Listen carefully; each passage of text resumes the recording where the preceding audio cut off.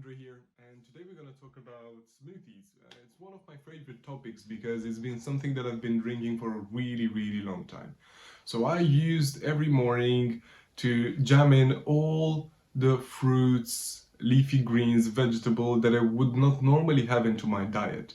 And I would be very happy about it because for me it would seem like this is a hack. This is a shortcut that I can take in order to get the proper nutrients from my food.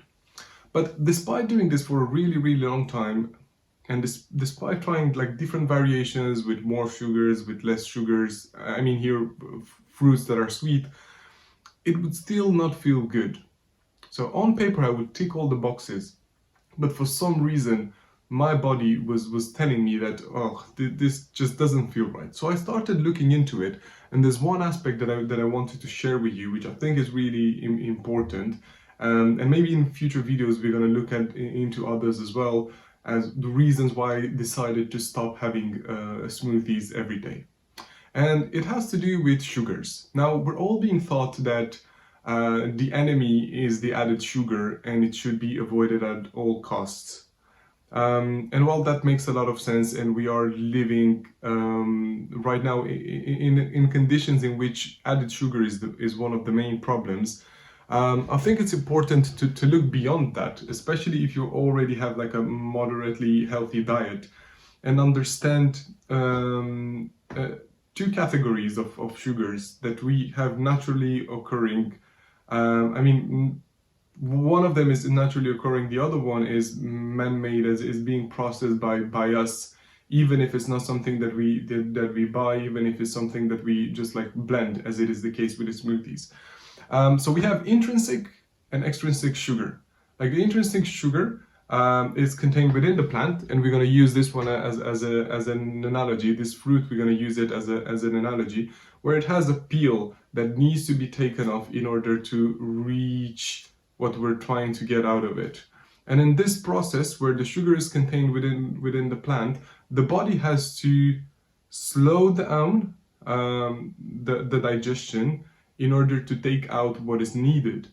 Now, this means that the sugar is not spiking, but it's rather released at a slower pace.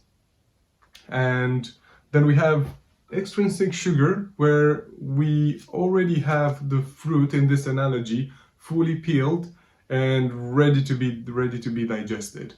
And this is important for the following reason. If you imagine your phone battery, you can imagine having two options. One of them is having a spike of energy, having a battery that has a lot of resources, but just for 30 minutes. After that, your phone dies. Or having a second option, where your phone battery lasts for 3 hours at a moderate level, supporting all your apps, supporting all that you need, but not having that crazy rush and that crazy spike.